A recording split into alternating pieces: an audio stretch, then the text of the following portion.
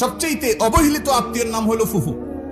ফুফুর সাথে একটু ফোনে কথা বলেন, একটু খোঁজ খবর নেন। আপনার বাবার বোন, আপনার অনেক কাছের আত্মীয়, তার হক অনেক বেশি। আপনার চাচা আপনার বাবার মতো। কোনো কারণে যদি মনোমালিন্য থাকে, জমি জমা নিয়ে গন্ডগোল থাকে, বাপের সাথে থাকুক বা আপনার সাথেও থাকুক, কিন্তু খবরদার, তিনি আপনার আত্মীয়। কিয়ামতের দিন বান্দার হক, মানবাধিকার সম্পর্কে যখন আপনাকে প্রশ্নের মুখোমুখি হবে, যেই মামলার নিষ্পত্তি আল্লাহ নিজেও করবেন না, ওই মানুষ থেকে মাপ নিতে হবে, সেই মামলা আপনি ধরা পড়ে যাবেন, তখন আপনি বিপদে পড়বেন। এই জন্য সেই সময় যেন আপনি মুক্তি পান, নাজাত পান, এই জন্য চাচার সাথে সম্পর্কটা ভালো রাখবেন।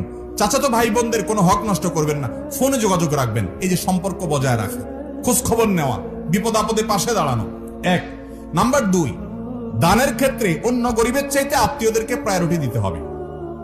আপনি যাকাতের টাকা দিবেন, আপনার আত্মীয়ের ভিতরে যদি গরিব লোক থাকে, আপনার চাচা, আপনার চাচাতো ভাই বোন, আপনার ফুফু, আপনার